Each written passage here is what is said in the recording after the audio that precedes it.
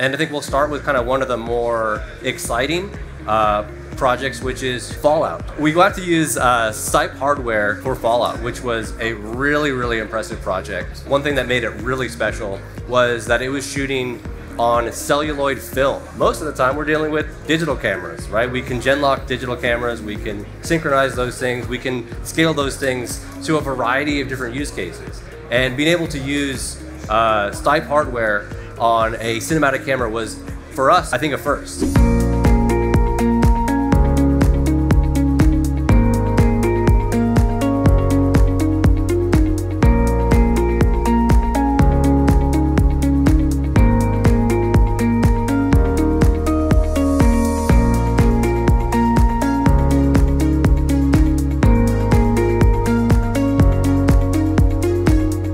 And we've seen that occasionally in other productions, but never at the scale that we had to do for Fallout, which was 3 cameras tracked in a massive volume on a really large scale with very little room for error.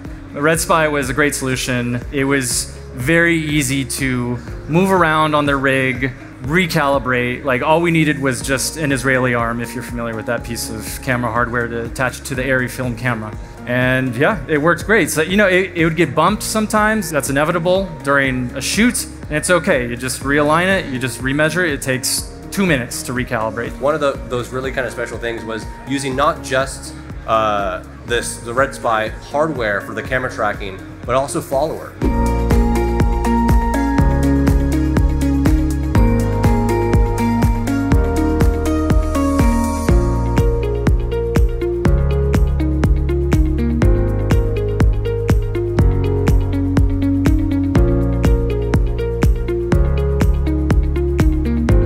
One cool thing about Follower is you can turn any object into a tracked object. And that's exactly what we did at Fallout.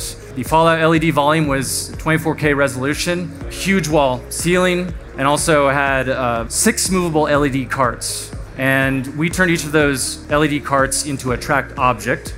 We took Follower beacons that are part of the kit it comes with, and we recalibrated the system, and we were able to push those LED carts through the LED volume, and the content was displayed on the movable carts as a continuation of the content being displayed on the backdrop on the LED volume behind the LED carts.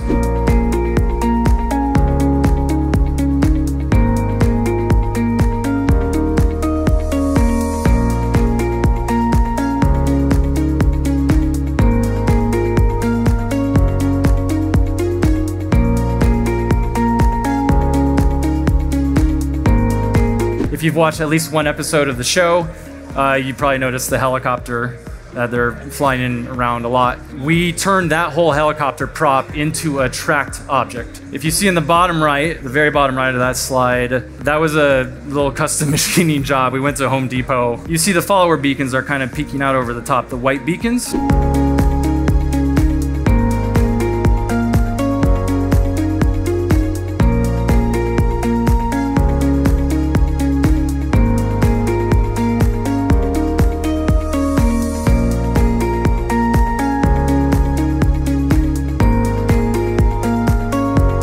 So we took those antennas and we stuck them on the top of the helicopter, and this allowed the camera frustum, the tracked camera frustum on the LED backdrop, to turn in tandem with the way the helicopter was facing. If the camera was like shooting through the door cavity, the track frustum would be behind. Also, there was a secondary benefit to this. If you've ever been on a virtual production shoot, you'll notice sometimes they put they call it the Genius Bar, the Brain Bar, Video Village, whatever you want to call it. They tuck it away, far away from the stage.